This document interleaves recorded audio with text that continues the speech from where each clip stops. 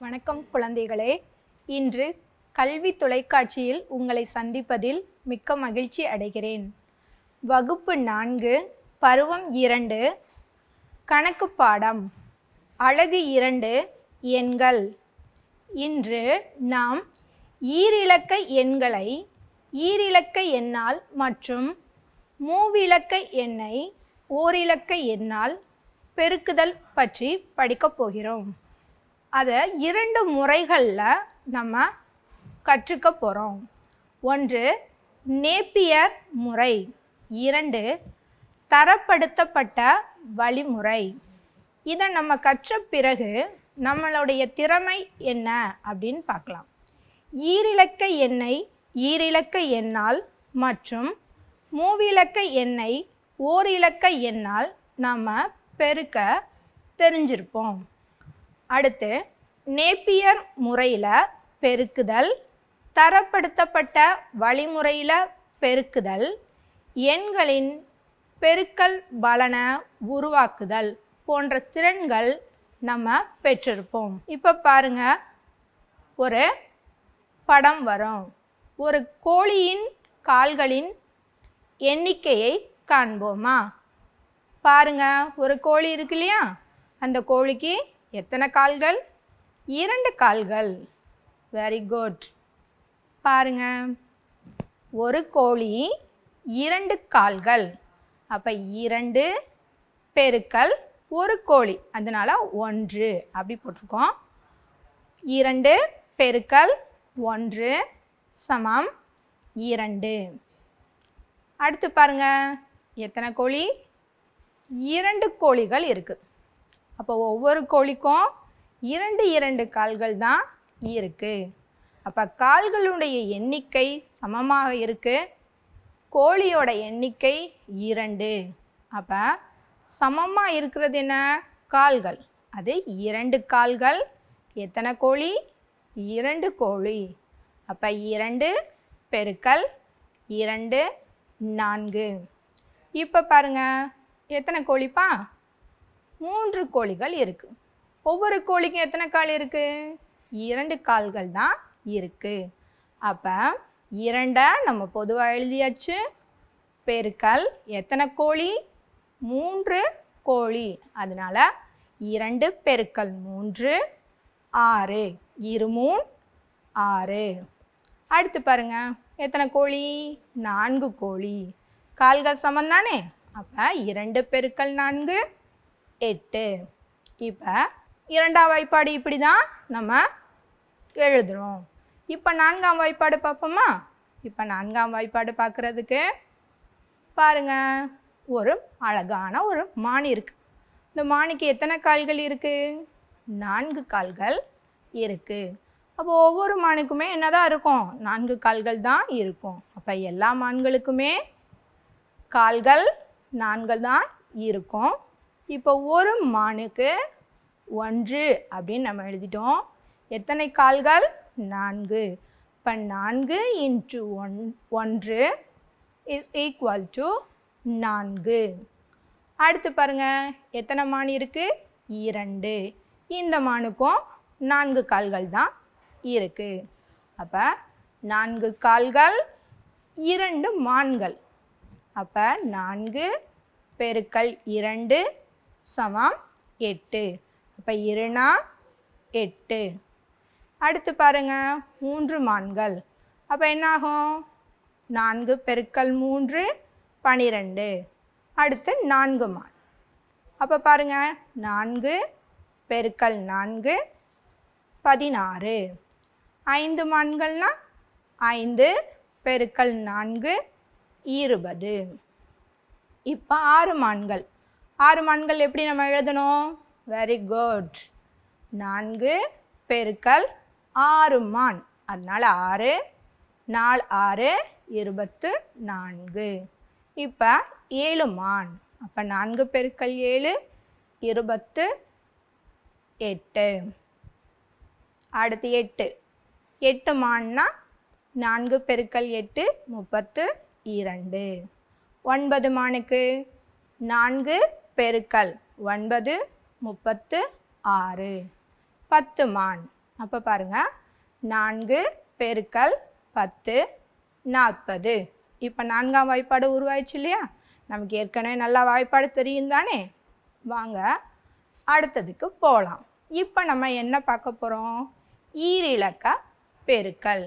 இந்த ஈரிலக்க என்ன ஓர் இலக்க எண்ணால் எப்படி தரப்படுத்தப்பட்ட முறையில் பெருக்கிறது அப்படின்னு நம்ம பார்க்க போகிறோம்.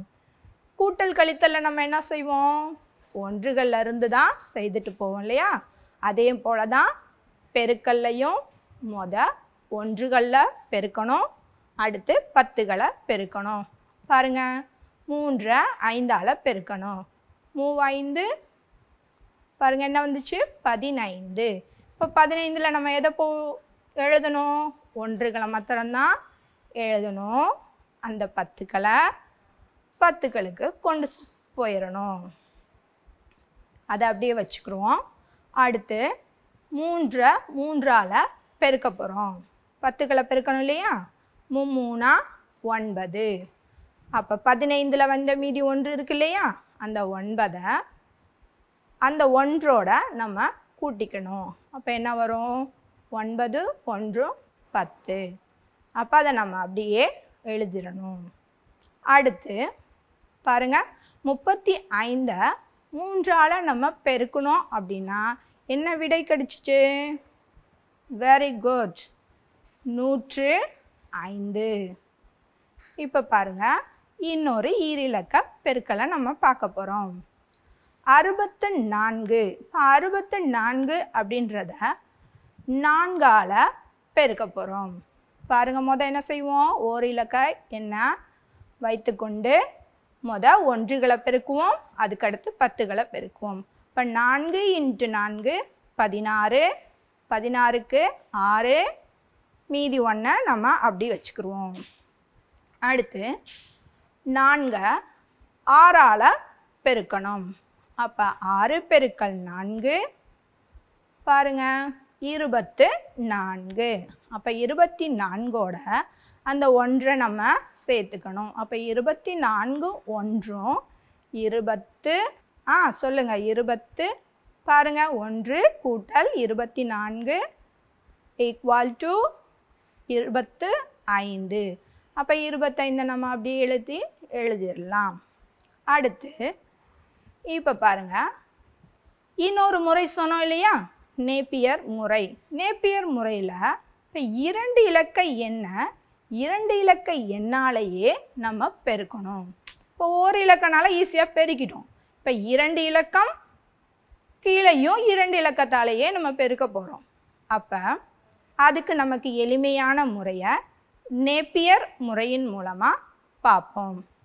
பாருங்க ஈரிலக்க எண்ணால் பெருக்கணும்னா அதுக்கு நம்ம என்ன செய்யணும் அப்படின்னா, நம்ம பெருக்கிறதும் 2 இலக்க எண், அதை பெருக்க போகிற எண்ணும் 2 இலக்க எண் அப்படின்றனால படுக்கை வசமாக 2 சதுரங்களையும் செங்குத்து வசமாக 2 கட்டங்களையும் நம்ம வரைஞ்சிக்கணும். படத்தில் இருக்கிற மாதிரி அதில் குறுக்கு கோடை நம்ம வரைஞ்சிக்கணும். இந்த குறுக்கு கோடு வரைகிறது ரொம்ப கவனமாக நம்ம செய்யணும். படத்தில் உள்ளதுபடி நம்ம குறுக்கு கோடை வரைந்து கொள்ள வேண்டும். பாருங்க இப்போ ஒரு எண் கொடுத்துருக்காங்க. 48 பெருக்கல் 36. 2 எண்களுமே ஈரிலக்க எண். அப்போ இதை நேப்பியர் முறையில் நம்ம எழுத போகிறோம். அப்போ 48 அப்படின்றத அந்த கட்டத்திற்கு மேலாக ஒவ்வொரு கட்டத்துக்கும் ஒவ்வொரு எண் வர்ற அப்படி நம்ம எழுதிக்கணும். பாருங்க 48. அப்போ முதல் கட்டத்துக்கு நேரம் 4, இரண்டாவது கட்டத்திற்கு நேரம் 8 எழுதியாச்சு. அடுத்து பாருங்க 36 பெருக்க போகிற எண் எது? 36. அப்போ 36 3 மேல் கட்டத்துக்கிட்டையும் 6 அதுக்கு கீழேயும் நம்ம எழுதிக்கணும். இப்போ பாருங்க 3 வைத்து 8 நம்ம பெருக்கலாமா? அப்போ 3ம் 8ம் எந்த கட்டத்தில் இருக்கோ 2 எண்களும் சந்திக்கும் கட்டம் எதுவோ அதில் தான் நம்ம விடையை எழுதணும். பாருங்க 8ம் 3ம் 8 3 எவ்வளவு 24. 24 அப்படின்றத 10கள் மேலே வர்ற மாதிரியும் 1கள் கீழே வர்ற மாதிரியும் அந்த குறுக்கு கோட்டில் நம்ம பிரித்து எழுதணும்.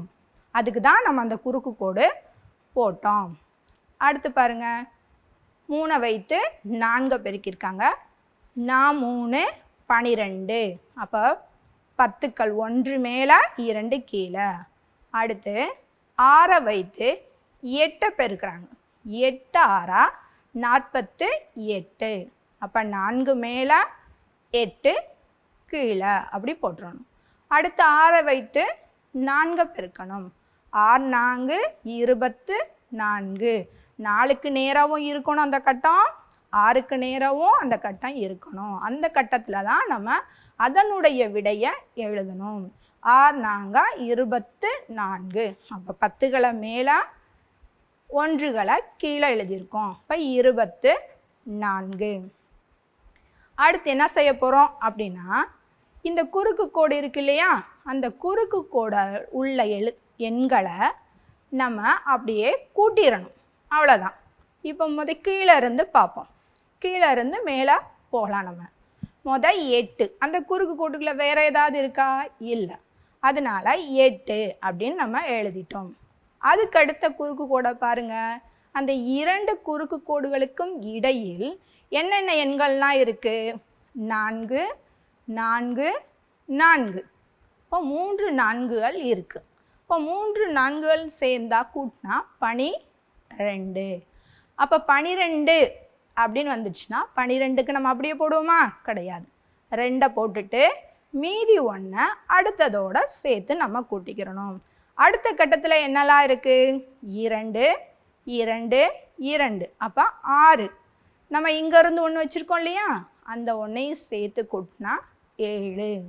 அதுக்கு அடுத்து மேலே குறுக்கு கட்டத்தை பாருங்க. 1 மாத்திரம் தனியாக தான் இருக்குது. அப்போ அந்த 1ஐ நம்ம அப்படியே எழுதிடணும். இப்போ விடை எழுதும்போது மேலிருந்து கீழ், அதாவது டா வடிவத்தில் நம்ம எழுதணும். பாருங்க, முதல்ல 1 7 2 8 அந்த மாதிரி எழுதணும். அப்போ விடை என்னாச்சு?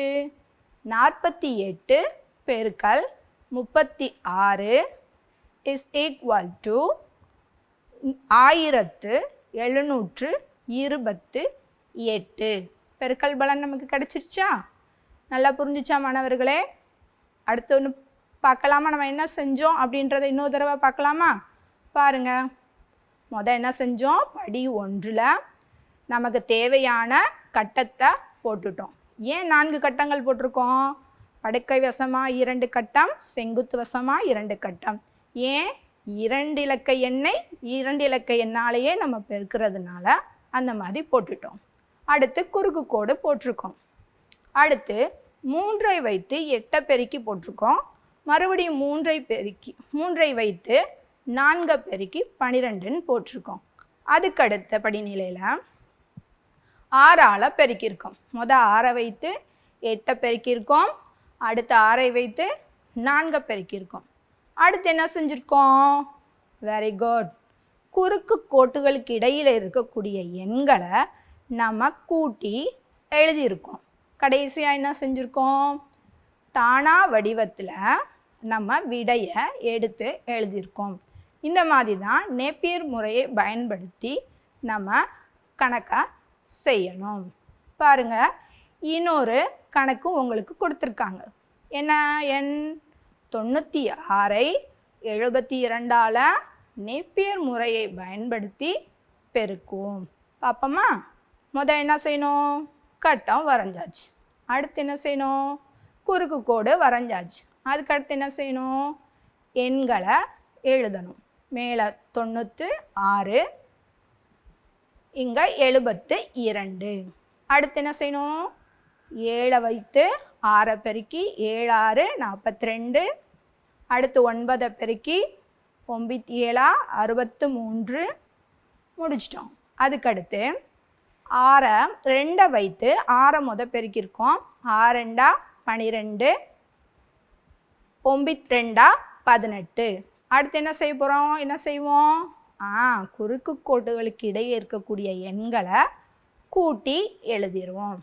பாருங்க, 2 8ஓட 1 கூட்டினா 9, 9 2 11, 11க்கு 1, மீதி 1 அடுத்த குறுக்கு கோடுகளுக்கு இடையில இருக்க எண்களோட சேர்த்துக்கணும்.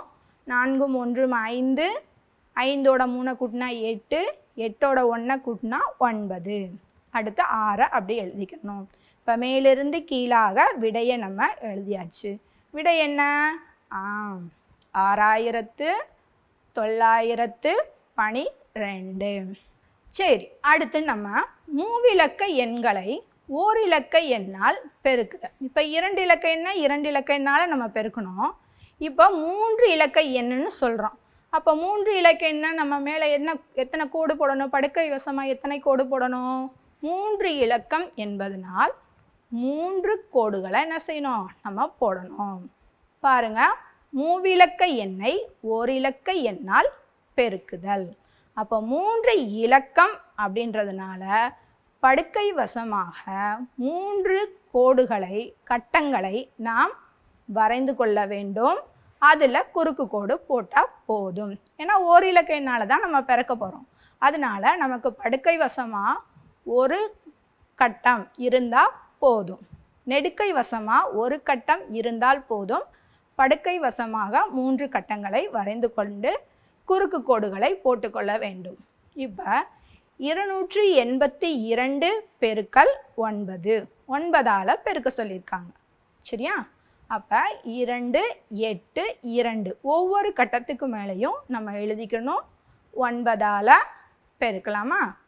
9 2 18, 8 9 72, 9 18 எழுதியாச்சா? இப்போ குறுக்கு கோடுகளுக்கு இடையில் கூட்டலாமா? 8 2 1 3, 8 7 15, மீதி 1 அங்கே அடுத்த குறுக்கு கோட்டில் நம்ம சேர்த்துக்கணும். அப்போ 1 1 2. இப்போ மேலிருந்து கீழாக டானா வடிவத்தில் நம்ம எழுதணும். 2 5 3 8 சேர்த்து வாசிப்போமா? 2538. அடுத்து பாருங்க, இன்னொரு கணக்கு. இப்போ நீங்கள் சொல்ல போகிறீங்க 647 பெருக்கல் 6. இப்போ 6ஆல் பெருக்கியிருக்காங்க. இப்போ 3 இலக்க எண் அப்படின்றதுனால 3 கட்டங்களை போட்டுட்டோம். படுக்கை வசமாக 3 கட்டங்களை நம்ம போட்டாச்சு. ஒரு இலக்க எண்ணால் பெருக்கிறதுனால நமக்கு செங்குத்தா ஒரு கட்டம் இருந்தால் போதும். 6 7 42, 6 4 24, 6 6 36. கூட்டினா குறுக்கு கோடுகளை கூட்டினா என்னாகும்? 2 8 8 3. இப்போ 3882. அடுத்து பாருங்க, தரப்படுத்தப்பட்ட வழிமுறைகளில் 3 இலக்க எண்ணை ஓர் இலக்க எண்ணால் பெருக்குதல். இவ்வளோ நேரம் என்ன பார்த்தோம்? நேப்பியரை பயன்படுத்தி பெருக்கல் பார்த்தோம். இப்போ தரப்படுத்தப்பட்ட வழிமுறை. அது என்ன தரப்படுத்தப்பட்ட வழிமுறை? அங்கே பார்ப்போம். பாருங்க, அது ஒன்றும் இல்லை. 324 பெருக்கல் 6. நம்ம கூட்டலை செஞ்சோம் இல்லையா? ஒன்றுகள்ல இருந்து கூட்டிகிட்டே போவோம் இல்லையா? அதே மாதிரி இப்போ 6ஆல் பெருக்க சொன்னதுனால ஒன்றுகளில் என்ன இருக்குது? 4. அப்போ 4 முத 6ஆல் பெருக்கணும். அப்போ நமக்கு கண்டிப்பாக 6ஆம் வாய்ப்பாடு தெரிஞ்சிருக்கணும். 6 4 24. 24 இப்போ ஒன்றுகளை தான் நம்ம பெருக்கியிருக்கோம். அதனால 24 ஒன்றுகள். அப்போ 24 ஒன்றுகளை 10ஆவும் 4ஆவும் பிரிச்சுக்கலாமா? சரி, 20 ஒன்றுகள் கூட்டல் 4 ஒன்றுகள். 20 ஒன்றுகள் சேர்ந்தா 2 10கள் சொல்லலாம் இல்லையா? அதனால 2 10கள் 4 ஒன்றுகள். 1ஆம் இடத்துல 4 எழுதிடணும். மீதிய 2 10ஆம் இடத்துல போய் சேர்த்துடணும், சேர்த்து எழுதணும். பாருங்க, 6 4 24. 24ல் 4, அடுத்த 2 பாருங்க, ஆறு ரெண்டா 12. இப்போ 10களை நம்ம பெருக்க போகிறோம். 6 ரெண்டா 12. அந்த 12ஓட நம்ம அந்த மீதி 2 இருந்துச்சு இல்லையா, அந்த 2 கூட்டி என்ன கிடைக்கும்? 14. அப்போ 14ல் நம்ம எதை எழுதணும்? வெரி குட், 4 தான் எழுதணும்.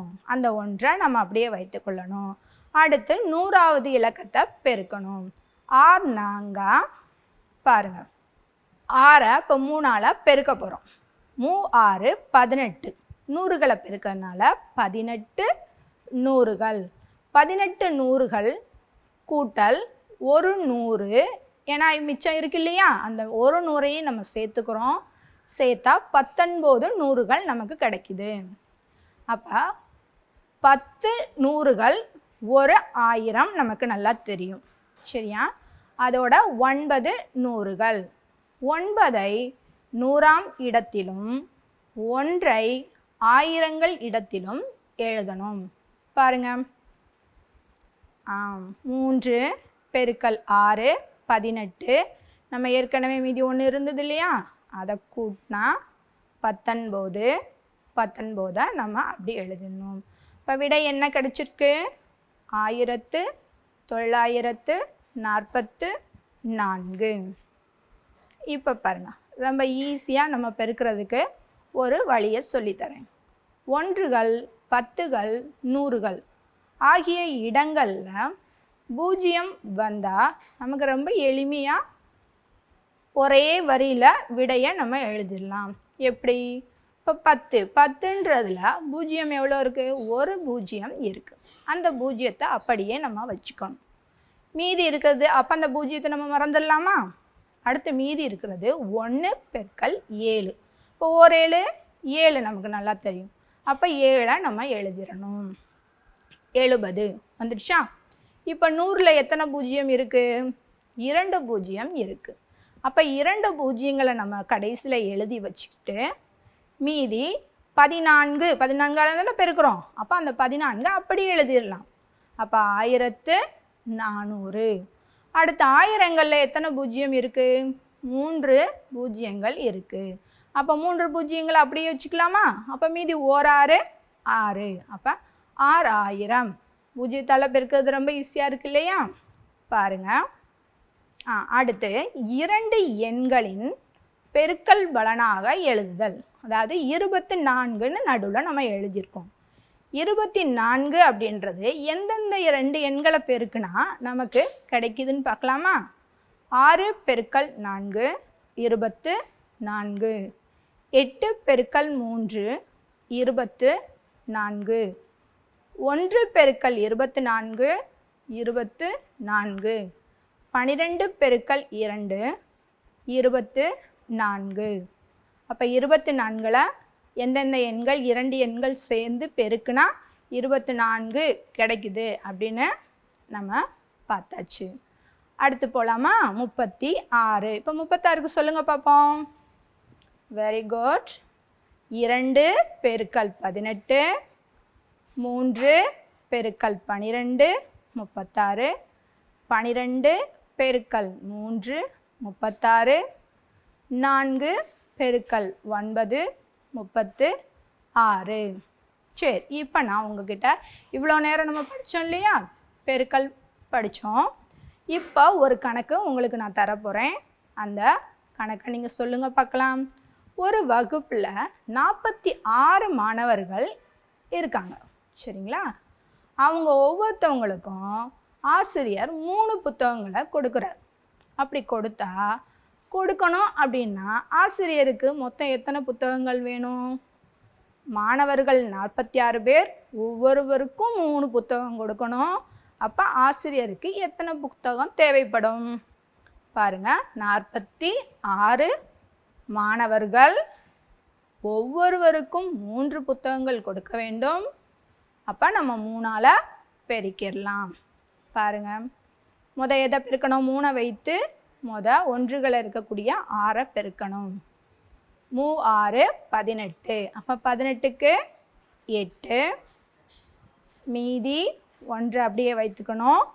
அடுத்து 3ஐ வைத்து 4 பெருக்கணும். 3 4 12. அந்த 12ஓட 1 கூட்டினா 13. அப்போ 13 அப்படியே நம்ம எழுதிடணும். அப்போ 46 3ஆல் பெருக்கும்போது 138. அப்போ ஆசிரியருக்கு தேவையான புத்தகங்கள் எவ்வளவு? 138. அடுத்து என்ன தெரிஞ்சுக்க போகிறோம் அப்படின்னா, பெருக்கல் செய்தோம் இல்லையா? அந்த பெருக்கல் அப்படின்னா என்னன்னா, இதுக்கு முதல் வகுப்பில் நம்ம கூட்டல் படிச்சிருப்போம் இல்லையா? அதே தான். பெருக்கல் அப்படின்னா கூட்டலினுடைய சுருங்கிய வடிவம்தான். அதாவது ஒரு எண்ணை மீண்டும் மீண்டும் கூட்டுதல்னால் கிடைக்கக்கூடிய அந்த பலன் தான் பெருக்கல் அப்படின்னு சொல்கிறோம். அப்போ இதுலேருந்து என்ன சொல்கிறோம்? பெருக்கல் என்பது கூட்டலின் சுருங்கிய வடிவம். ஒரு எடுத்துக்காட்டு பார்க்கலாமா? இப்போ 6 எத்தனை தடவை இருக்குது? ஒரு தடவை இருக்குது. 6 பெருக்கல் 1 6. அடுத்ததில் பாருங்கள், 6 கூட்டல் 6 2 6 கூட்டியிருக்கோம். அப்போ 6 2 தடவை இருக்குது. அதனால் 6 பெருக்கல் 2 12. அடுத்ததில் எத்தனை இருக்குது? 6 கூட்டல் 6 கூட்டல் 6. அப்போ 3 6 இருக்கிறதுனால 6 பெருக்கல் 3 6 3 18. அப்போ அடுத்து என்ன எழுதலாம்? நம்ம 4 முறை எழுதலாம். 6 கூட்டல் 6 கூட்டல் 6 கூட்டல் 6. அப்போ 6 பெருக்கல் 4 6 4 24. சரி, அடுத்து 0 அப்படின்றத நம்ம தெரிஞ்சுக்கிறோம். கூட்டல்ல ஒரு எண்ணை பூஜ்ஜியத்தோட கூட்டினா அதே எண் தான் வரும்னு சொன்னோம், சரியா? ஆனால் இங்கே பெருக்கல்ல ஒரு எண்ணை பூஜ்ஜியத்தால் நம்ம பெருக்குனா அந்த எண் முழுவதுமே பூஜ்ஜியமாக ஆகிடும். எவ்வளோ பெரிய எண்ணாக இருந்தாலும் சரி, எவ்வளோ பெரிய சின்ன எண்ணாக இருந்தாலும் சரி, பூஜ்ஜியத்தால் நம்ம பெருக்கணும் அப்படின்னா அந்த எண் முழுவதும் பூஜ்ஜியமாக மாறிவிடும். இப்போ பாருங்கள், 10 பெருக்கல் 0 0 தான். 655 பெருக்கல் 0 0 தான். 9975 பெருக்கல் 0 0 தான். இன்னைக்கு இந்த ஈரிலக்க பெருக்கலையும் நேப்பியர் முறையிலையும் தரப்படுத்தப்பட்ட முறையிலையும் நீங்கள் நன்றாக கற்றிருப்பீர்கள் என்று நினைக்கிறேன். நன்றி, வணக்கம்.